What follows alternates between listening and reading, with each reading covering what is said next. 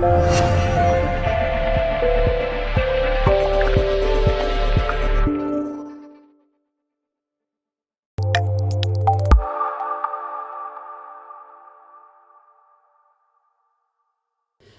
congratulations. A few nervy moments at the end, but a deserved win? It's difficult to say. I mean, it's all about just taking chances. Is it a deserved point? Is it a deserved defeat? Look, I always say in the past, it's about taking out of games where you can take out of them. And I thought we were all disappointed to be behind. Disappointed they pegged us back, but really delighted with the lads because we've had 4 games now in about 11 days against full-time sides, and they've been immense. And for us to be scoring, coming back from 1-0 down against full-times away from home, and then to go and do what we've done tonight, come from behind, go 2-1 up, and then go 3-2 up, shows great character and great physical resilience. I know in the previous games, maybe 1 or 2 critical eyes cast at players who were missing chances, who were the 1 or 2 chances spurned in those first 3 games. But goodness me, tonight, I mean, Frank Mulhern, great goal from him. Adam Thomas, lovely left foot to get the winner as well. Yeah, we've, without giving any trade secrets away, we've been working really hard in training on a couple of aspects that have been a forte of ours in terms of scoring goals. And again, I was really disappointed with our set plays, but the quality of the crossing was good. Makes it if you attack good areas that you're going to score, and it was nice for the goals to come from that. Obviously, the Jordan Keane, we've seen that last year.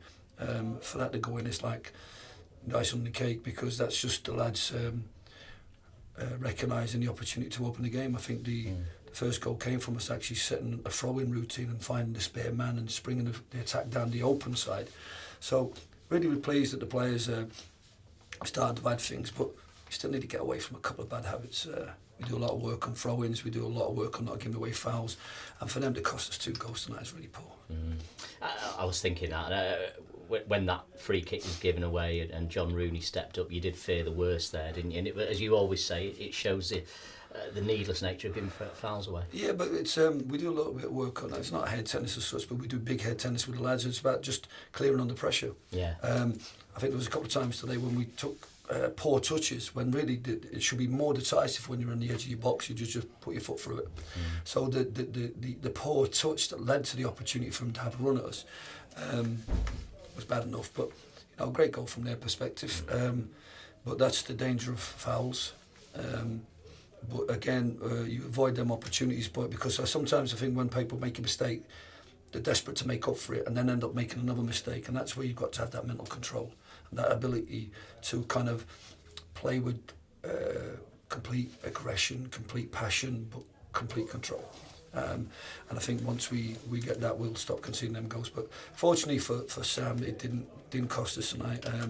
I think on the balance of the game, we played some really good football. We created the same sort of amount of opportunities as we did the other day, but we were just a little bit more ruthless in terms of our crossing that vision tonight. You mentioned the Jordan Keane goal. When he stepped up and you thought to yourself, he's going to hit this, and it is now a contender for goal of the season already, was part of you thinking, don't shoot from there? No. If it had been the first 3 months of last season, when I seen him stepping up and putting it in the railway, but I think on evenings like tonight, I think if you force, we've seen it against Chester, we've seen it against Stockport. In the evening games, where there's a bit of dew on the pitch, just fizz it hard and low, work the keeper. If the keeper saves it, there's always a chance of following. But for him to angle that shot from there was a great goal. It was nice for it to be a winning goal for him as well. There's bits that we need to learn, need to improve, but there's one thing for certain with these lads, that they're as professional as they can be, and they work as hard and as honest as you can be, and if they keep doing that, the least we deserve to have is a win tonight to make up for all those opportunities to take more points from the previous 3 games. But I think we've shown in the last 4 games that we're going to be okay this season. Half time must have been interesting, because I saw the whistle went at half time and I saw you standing there applauding. The fans were cheering, they were on their feet all round us, and the reality is we were losing 1-0. The fans were great tonight, and they knew that you could come back from it. What do you say at half time when things seem to be going really well, but the scoreline isn't? We only need to adjust a few things. I felt that we were again, I don't want to give too many trade secrets away. We just wanted to make the game a little bit bigger. They changed the shape. They started off with a formation against Eastleigh that worked well for them, a 3-4-3. And because of the overload in midfield and Conor DeMeo and Elliot's energy and Paul, I thought was man of the match tonight. I thought they had to change to adapt to us, which they had the capabilities within their team, and they tried to get their 4-2-3-1 and their 4-3-3 going. And we need to recognise that and then just to adjust ourselves. I need to tidy up on set plays and just ask them to just remember what we work in training and do everything that we work in training, whether that be the receiving skills practice, the crossing practice, the set plays practice, and then just bring it to the fore. And then we did. And so, like I said, it's not no Chichinian speech. You just say some lots of positives. We're doing right things. We're getting to good areas. Let's get the crosses off quicker. Let's make the set plays more accurate. Let's make no mistakes. Don't give away cheap set plays. All the usual stuff. And the lads, it was brilliant for them. I thought the fans were magnificent tonight. Not just at half time, but after the goals and that. Like I said, I'm so proud that I've given them the 12th man, because they certainly are playing a part this season. They are, and I thought towards the end of the game they did as well, because it was a nervy way to finish, wasn't it? And football is a game of fine margins, and Jason Taylor obviously within a whisker of equalising. Why did it finish like that, do you think? I know you're not going to dominate a game for 90 minutes, but why did it finish so nervy like that? Well, we unfortunately I'll have to we took Frank off because Frank's had and I think now we were giving away fouls. Adam Thomas gives away a foul, the goal kicks, to taking the pressure off ourselves. We need to show our experience and game manage better in terms of not throwing it out to their player to counter-attack. Know how to stretch them. Look, it's not about time wasting or anything like that. It's about game management and making sure that you take the pressure off your team by getting the ball up the pitch and work the opposition enough to get set plays and to get them turned and get the pressure off you. And in that regard, I thought Niall Bell was really disappointing tonight. I don't like criticising players, but if you're going to make an impact at this level for 25-30 minutes, you've got to come on and lift it. And I think that it was just, like I said, maybe Jake come on, I think, added to us. Obviously, we threw Festus on because we were concerned about the injury possibly to Ben Jackson and the way that we're overloaded through the middle, and they were trying to work the way. But I think they were brave, and they kept strong, and they kept working us, and they didn't bang it long and play into Ash and Jordan. They worked it, and they worked some really good opportunities. But I'm really pleased because, like I said, the lads worked so hard tonight, and on the balance, maybe not on the balance of tonight's game, but on the balance of the 4 games, I think we deserve 3 points tonight. You've got Eastleigh here at the weekend. Sam Walker, I know he was absent tonight with a slight groin strain. Is he likely to be involved at the weekend, or is that too soon?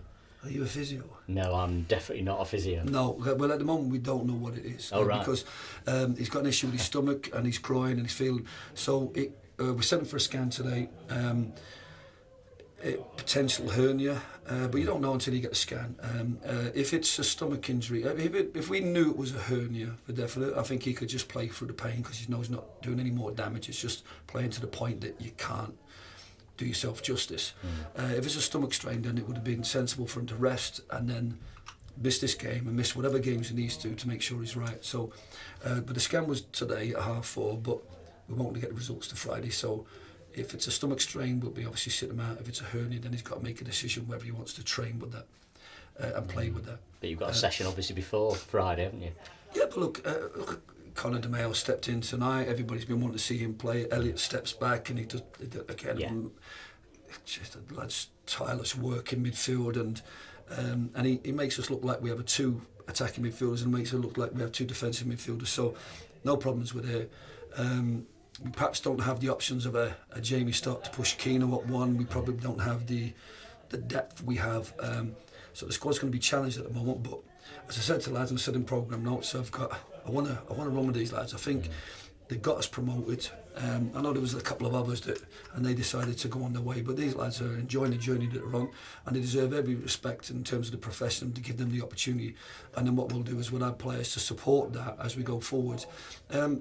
I think some of them have got. I mean, the senior lads are just stepped up and they've been immense. I think the younger lads have to appreciate this is a massive, fantastic opportunity for them to be given an opportunity at this level. I haven't just said, based upon what you did last year is not good enough.